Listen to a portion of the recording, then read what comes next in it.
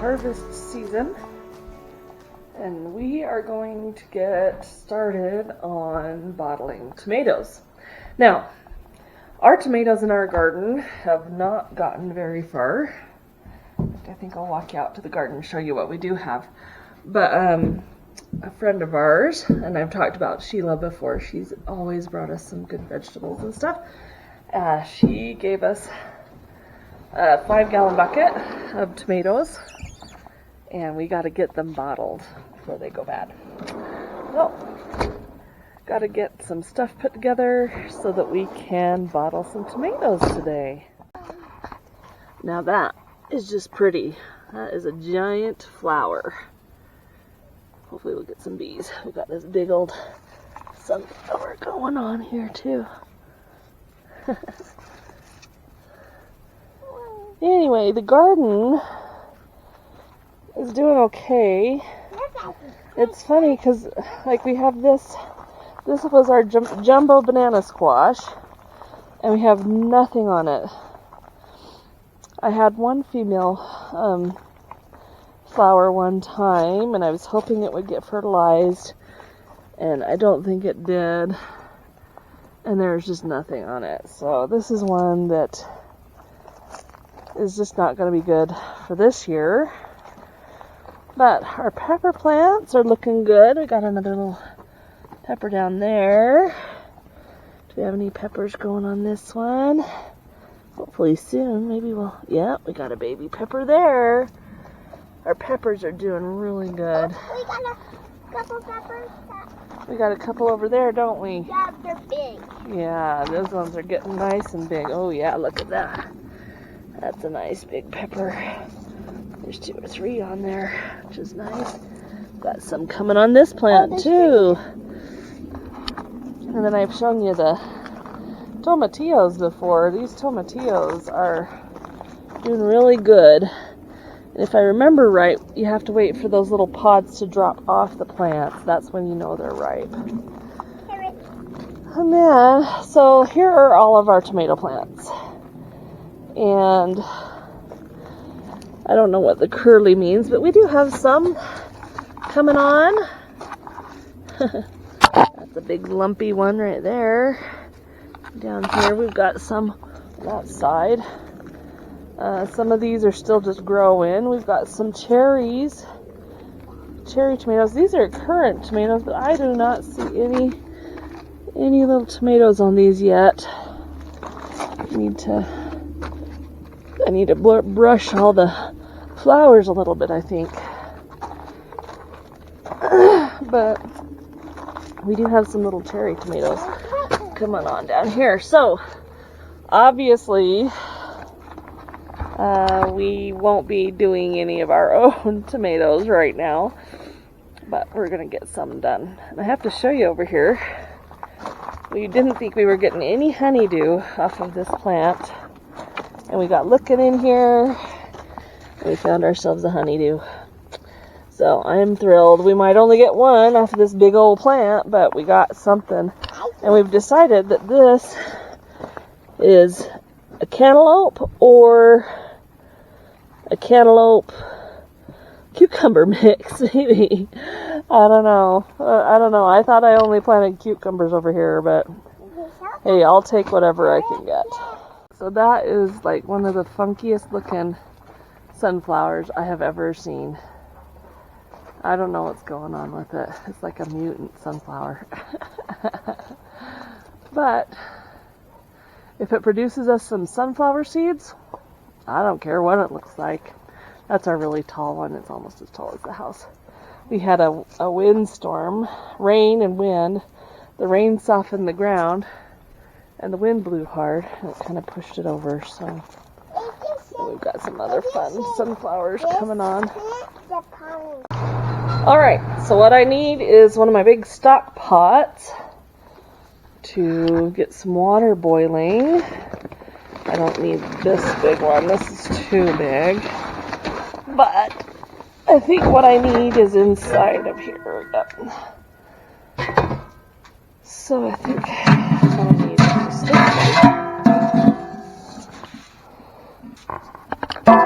Get this put back.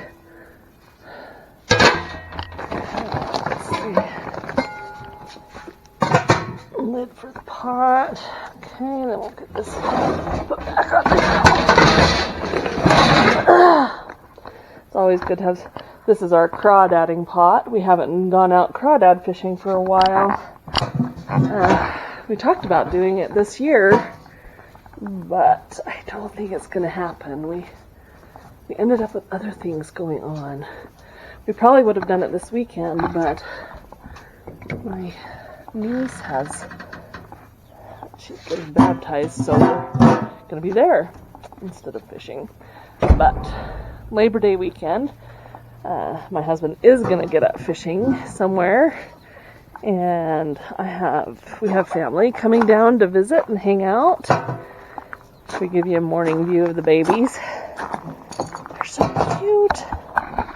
Hi, Mama. Can we see your babies? Hey, babies.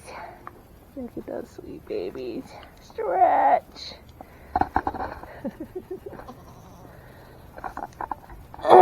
What are we doing down here, Everett? You munching on things? Are you munching on things, little dude? And come say hi to the people. Yeah. Hi, people. Hi, people. You got such pretty eyes.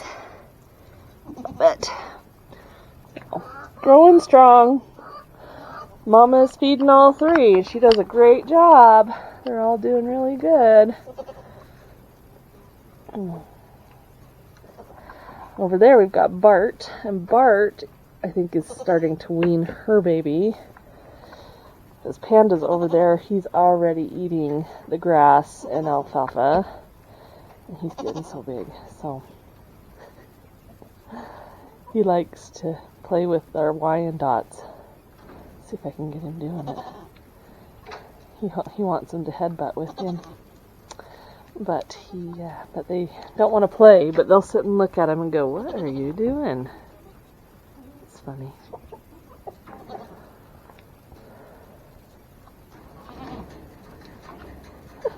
I think they like him. I think the Wyandottes like him. Because they kind of hang with him. It's funny.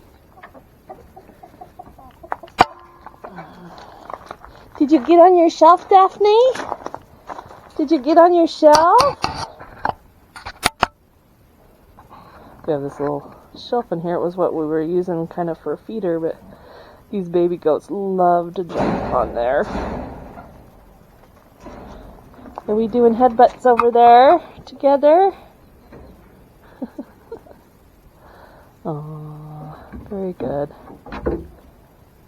Get a drink. What do you think, Frankie? Are you eating some stuff too? What you eating? Getting a little bit of dirt? Rocks?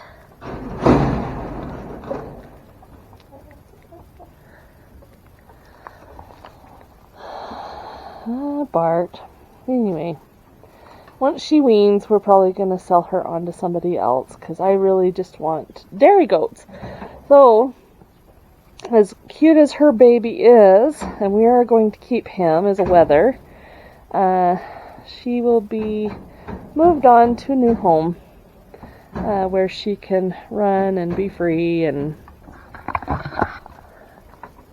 have fun as a pygmy, because that's what she is. She's part pig. She's probably half pygmy, half Nigerian, but not enough Nigerian to be a good milk goat.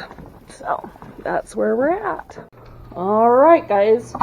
So we've got our tomatoes in blanching in the sink. My friend Sheila, this is how she says she does it. She gets the pot, boiling water.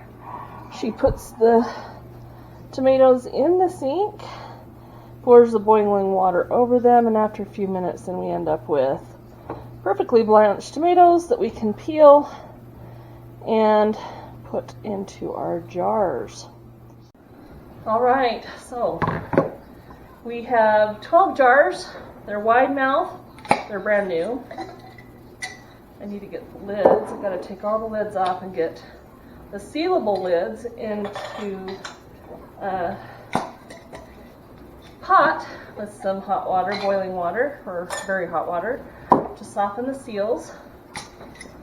And then when we soften the seals, and then we put it in the pressure cooker, because we're going to do it in the pressure cooker. That will allow the seals to stick the way they're supposed to. So over the last year, because I'm relatively new to canning, I've been collecting canning jars, and they have the lids on them. What a lot of seasoned canners are struggling with is finding just the lids. You can always find rings, but the lids, brand new lids, are hard to find. But what some seasoned canners are finding is that if their lids are in a decent shape, they can actually reuse them. They just have to be careful and make sure that they did seal properly. So that's where we're at here.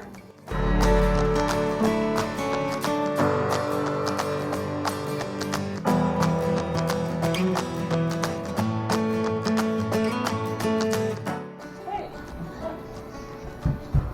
Next thing I'm going to do, I'm going to start pulling tomatoes out of our water over here where they have been blanching, and see if we can start peeling them.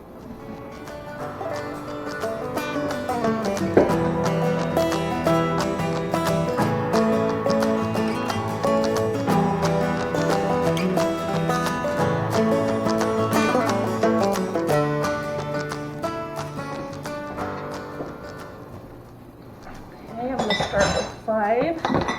What you'll see here is it's slit and it just peels right off. Okay, the only thing you have to cut is you have to cut off that top bit, and you may have to cut a little bit of skin off the bottom.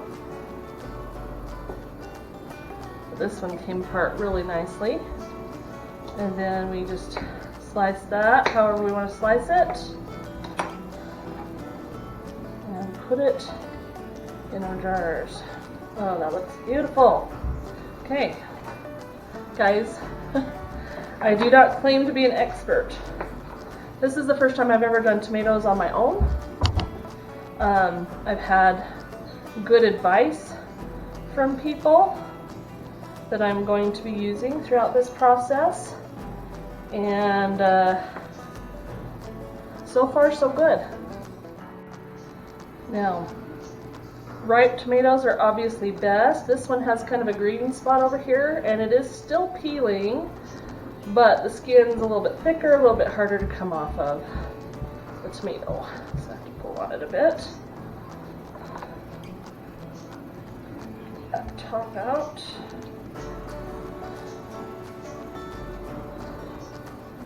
Cover it up. Put it in my jar. Now this one is not split, but it's not hard to create a slit in there and peel it right off. It's beautiful. Very nice. It looks so weird. It does look kind of weird, doesn't it? Cut out the stem bit, make sure all the peel is off, and cut. So we've got everything cut up, put into jars. Our heated lids have been put on, and our tomatoes are all in there and their juices.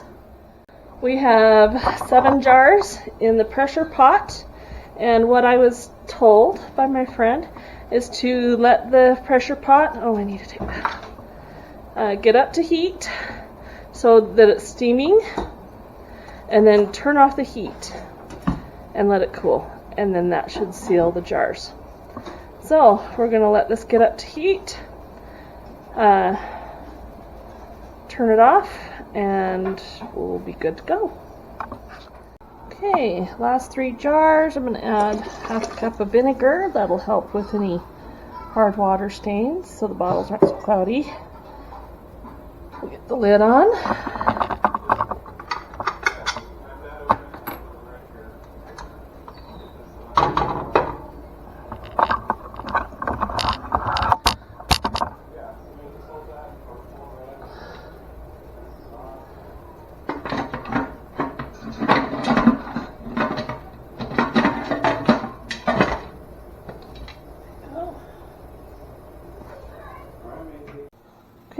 all done. 9 jars of tomatoes. Some of them I'm not sure about. Some of them did not seal. I think this one's kind of bouncy. That one's really bouncy. That one's a little bouncy. I don't know. We'll let them sit here for a minute, see if they seal up. If not, we may have to make some tomato stuff really quick, so I don't lose that.